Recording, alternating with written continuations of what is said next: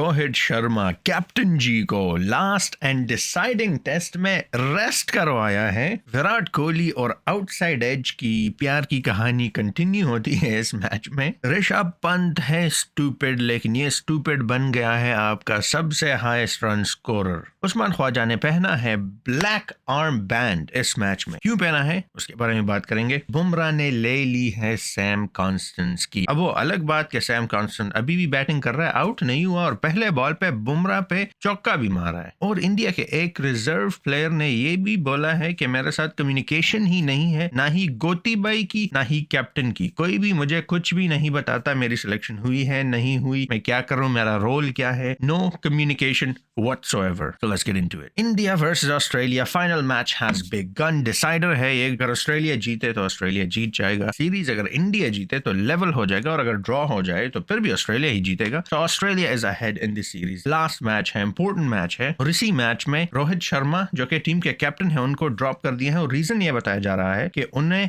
Rest करवाया जा रहा है। तो मार्क टेलर ने भी ये बात की है कि देखिए डिसऑनेस्ट कमेंट है, this is not true. Obviously आप लास्ट और डिसाइडिंग टेस्ट में अपने कैप्टन को, अपने एक सीनियर प्लेयर को रेस्ट नहीं करवाते। सच्ची बात यह है कि अंदर ही कुछ मसले चल रहे हैं। मैंने तो पहले ही कहा था अगर गंभीर को आप लाएंगे तो अपने साथ गंभीर सा सिचुएशन भी बनाएंगे और वही हो रहा है। पहले अश्विन की रिटायरमेंट सीरीज के दरमियान में, अभी रोहित शर्मा जी को, कैप्टन जी को लास्ट मैच में निकाल दिया है और कैप्टनसी दे दी गई है जसप्रीत बुमराह को। मेरे ख्याल में तो गलत किया है, लास्ट मैच तो कंप्लीट करना चाहिए था रोहित शर्मा को। अगर इसके बाद उसे निकालना है या उसे खुद जाना है तो चले जाए भला ही, लेकिन ये लास्ट ही मैच है। देखिए वो चैंपियन प्लेयर भी है, चैंपियन कैप्टन भी है। अभी कुछ ही अरसा पहले उन्होंने, खैर अभी तो लास्ट ईयर बन गया लेकिन स्टिल वाज वेरी रीसेंट, यहाँ पे आके यूएस में उसने आपके लिए वर्ल्ड कप ट्रॉफी जितवाई थी। तो ठीक है, आई मीन वो तो व्हाइट बॉल क्रिकेट है, रेड बॉल है, it's not the same thing, लेकिन फिर भी आपने अगर उसको कैप्टन बनाया है तो मिड सीरीज ये हरकतें ना करें। ये टीम के मोराल के लिए और ओवरऑल जनरली स्पीकिंग ये अच्छा नहीं होता। गौतम गंभीर ने भी प्रेस कॉन्फ्रेंस में ये कहा है, जब पूछा गया कि रोहित शर्मा खेलेंगे या नहीं, वो कह रहे कि हम पिच देख के बताएंगे कि कैप्टन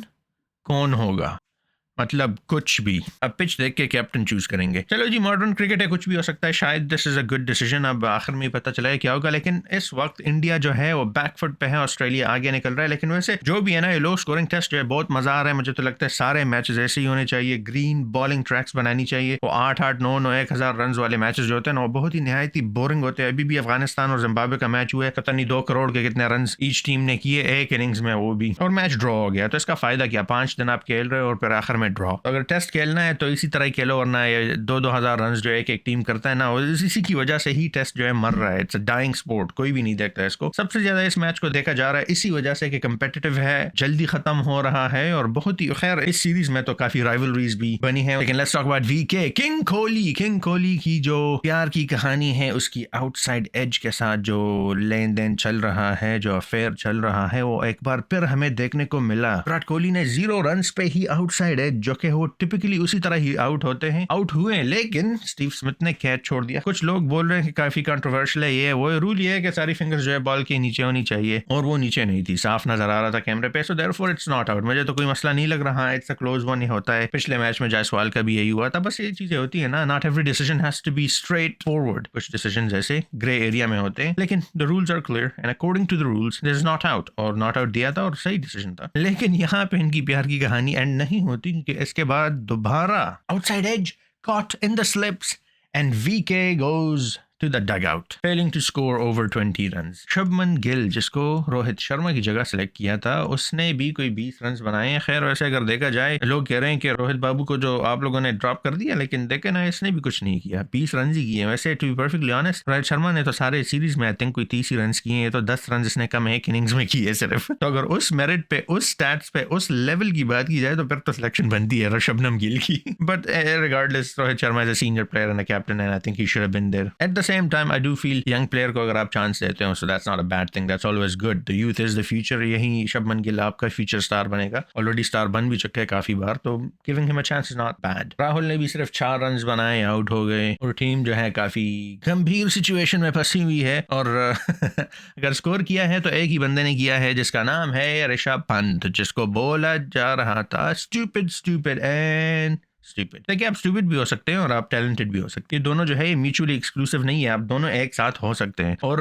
काफी हद तक है भी, टू बी ऑनेस्ट। जैसे वो खेलते हैं, उसका स्टाइल जो है वो थोड़ा सा अनऑर्थोडॉक्स है, तो अगर आप उन्हें स्टूपिड बोले तो आई गेस एक लेजेंड के लिए ये कहना शायद बनता है। मेरे ख्याल में तो ये थोड़ा सा डिसरिस्पेक्टफुल है, ये नहीं बोलना चाहिए। क्रिटिसाइज करें उन्हें, बोले कि आपने जो है शॉट्स के लिए ये इस सिचुएशन में सेंस नहीं बनाती, that would be a better way of saying. इसका मतलब भी यही है कि आप स्टूपिड हो, लेकिन थोड़ा सा प्यार से बोला जाता है ना, ग्रूमिंग की जाती है ना। ऐसे तो मुंह पे से दूर सारी दुनिया के सामने इंसल्ट करना तो बहुत बुरी बात है मेरे ख्याल में, एटलीस्ट। लेकिन जो भी ये भाई ने 40 रन करवाए, जो कि हाईएस्ट रन है अभी इस वक्त इंडिया की तरफ से, और इसकी बात ही हो रही है कि ये स्टूपिड है, इसको ड्रॉप करे। रोहित शर्मा को तो ऑलरेडी ड्रॉप कर दिया। हाँ, उसने रेस्ट ली है, लेकिन हम सबको पता है रेस्ट नहीं ली भाई, आपने ड्रॉप किया, सिंपल सीधी बात है यार। लेकिन ना वीके की कोई बात करे जिसने पता नहीं 50 रन भी अभी तक नहीं बनाए पूरे सीरीज में टोटल। केएल राहुल भी फेल हो रहा है। खैर, केएल राहुल ने तो फिर भी एक इनिंग्स खेली है पूरी सीरीज में, लेकिन ओवरऑल इतनी अच्छी परफॉर्मेंस की नहीं रही। ना बॉलर्स परफॉर्म कर रहे हैं, बुमराह के अलावा कोई भी नहीं कर रहा, टू बी परफेक्टली ऑनेस्ट। और रेड्डी ने एक 100 बना दी और वाशिंगटन सुंदर ने भी सपोर्ट किया, जायसवाल ने भी एक इनिंग्स किया, सबने बस एक इनिंग्स ही की है पूरे सीरीज में। लेकिन ब्लेम फिर भी सारा का सारा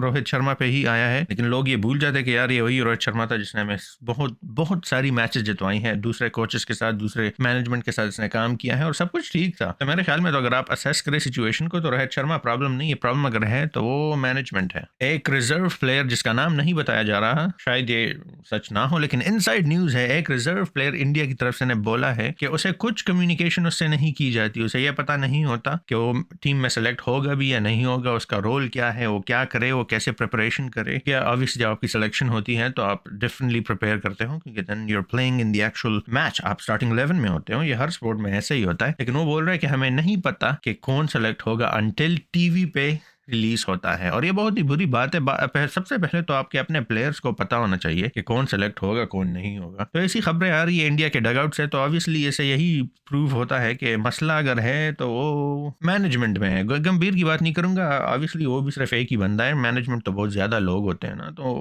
पूरी मैनेजमेंट की बात कर लेंगे कि कुछ ना कुछ अंदर से गड़बड़ हो रही है, कि कोई कम्युनिकेशन नहीं हो रही किसी के साथ। आपके यंग प्लेयर्स को पता नहीं है कि उनको सिलेक्ट किया गया है, वो सिलेक्ट होंगे या नहीं होंगे। अश्विन का हमने ऑलरेडी देख लिया वो सारा फियास्को, अभी रोहित शर्मा को भी ड्रॉप कर दिया। तो मतलब मसला तो बिल्कुल वाज़ेह है। ये जो इनसाइड न्यूज आई है रिजर्व प्लेयर की तरफ से, तो ये इसकी जरूरत भी नहीं थी, क्योंकि सब कुछ सामने है। इनकी जो मैनेजमेंट है वो मैनेज कर ही नहीं पा रहे, और रिजल्ट सामने आपका कि this has a ripple effect ना, ये आपकी मेंटालिटी को, आपके गेम को इफेक्ट करती है, और वो नजर आ रहा है साफ। तो कुछ ना कुछ तो करना पड़ेगा बीसीसीआई को। मेरे ख्याल में तो रोहित शर्मा इज डन, रोहित शर्मा का खत्म है बस। अभी मेरे ख्याल में इस मैच के बाद वो रिटायरमेंट ही अनाउंस करेंगे।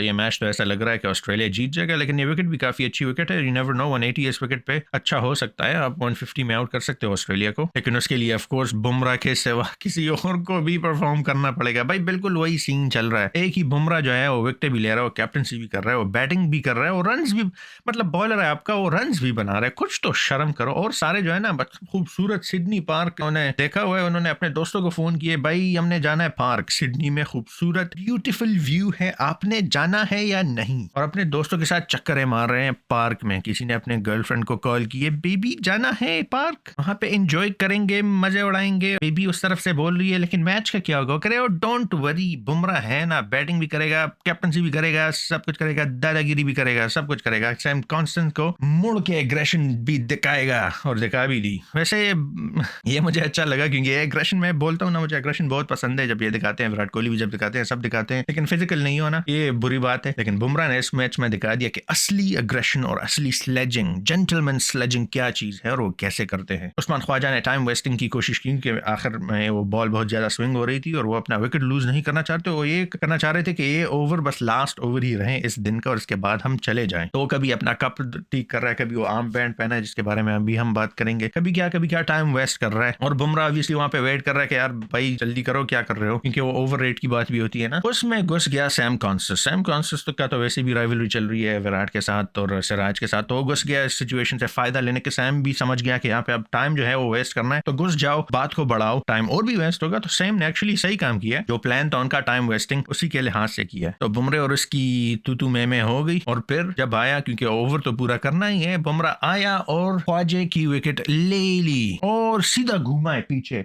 सैम तेरी नहीं, ऐसा कुछ भी नहीं कहा, लेकिन सीधा उसको शो किया है और एक टफ लेसन सीखने को मिला है सैम को। और पूरी की पूरी टीम, चले बुमराह की तो बनती है, पूरी की पूरी टीम, विराट कोहली सबसे पहले पहुंच गया था, उसके सामने ऐसे चीखे मार रहे, खुद तो 15 रन बनाए हैं पूरे मैच में और ऐसे चीखे मार रहे जैसे उसने 2000 रन बनाए हो। लेकिन एग्रेशन दिखाई है, कम से कम टक्कर नहीं मारी इस बार, तो एक इंप्रूवमेंट है, गुड जॉब। लेकिन बहुत मजा आ रहा है, राइवलरीज कंट्रोवर्सीज बहुत ज्यादा चल रही है। ख्वाजा ने एक ब्लैक आर्म बैंड पहना है, क्यों पहना है वो भी मैं डिस्कस करूंगा, काफी एक सैड सी बात है to be perfectly honest. South African एक प्लेयर है जिसका नाम है एशवेल प्रिंस, उनकी बीवी की डेथ हो गई है कैंसर की वजह से, और ये उसकी वजह से, इनके बहुत अच्छे दोस्त है तो उसकी वजह से आर्म बैंड इन्होंने पहना है टू शो हिज इमोशंस और सॉरो, और मे शी रेस्ट इन पीस। और ऑस्ट्रेलिया ने इस मैच में भी उनके मतलब किट तो वाइट है, लेकिन वो टेक्स्ट जितना भी है किट पे वो सारा पिंक है, और ये ब्रेस्ट कैंसर अवेयरनेस के लिए किया है। तो कैंसर तो एक डेडली फेटल डिजीज है और बहुत ही मुश्किल होता है। मेरी पर्सनल फैमिली में लोग हैं जो इससे गुजरे हैं और ये बहुत ही मुश्किल होता है, बहुत ही टफ होता है, स्पेशली उस बंदे के लिए जो इससे गुजर रहा हो, लेकिन ऑब्वियसली पूरी फैमिली के लिए, क्योंकि पूरी फैमिली देख रही होती है जैसा वो बंदा सफर कर रहा होता है। तो it is very heartbreaking और काफी सैड और इमोशनल टाइम है। तो it's a good gesture from Australia and it's a good gesture from Usman Khawaja. तो जो भी देख रहा हो, अगर आप खुद या आपकी फैमिली में कोई कैंसर या ऐसी कोई डिजीज से गुजर रहा हो, so my condolences are with you, my prayers and thoughts are with you and I hope it becomes easy over time. Video को सीरियस बना दिया मैंने, आई नो, लेकिन it's important, it's a difficult issue and important issue, तो उसके बारे में बात करनी चाहिए। चलो जी, यहीं पे वीडियो खत्म करते हैं। आप बताएं मुझे आपके ख्याल में पंट का क्या हिसाब किताब चल रहा है, उसके साथ अब क्या करेंगे, क्योंकि स्टूपिड भी बोला है और अब वो हाईएस्ट रन स्कोरर भी बन गया टीम में और कोई भी परफॉर्म नहीं कर रहा। बुमराह ही सिर्फ एक है जो कि एग्रेशन भी दिखा रहा है, कैप्टनसी भी कर रहा है, विकेट्स भी ले रहा है, स्कोर्स भी कर रहा है। बस इसका एक क्लोन बना लो तो आपका सब कुछ ठीक हो जाएगा। रोहित शर्मा का आपका क्या लगता है, इज ही डन, ये आखिरी सीरीज है उसकी, रिटायरमेंट ले लेंगे वो या नहीं, वो अभी भी होंगे। विराट कोहली का क्या हो रहा है, वही सेम तरीके से आउट हो रहा है, आउटसाइड एज पे। आउटसाइड एज मैंने पिछले मैच में ही बताया था कि वो बल्ला रोने लगा है कि भाई इस एक ही जगह पे आप मार रहे हो, बहुत दर्द हो रही है, तकलीफ हो रही है यार, प्लीज दूसरे जगह में ही मारो ताकि पेन डिस्ट्रीब्यूट हो जाए। लेकिन नहीं, वो नहीं मानने वाला, वो कह रहे नहीं, इसी जगह पे तुझे मैं मारूंगा,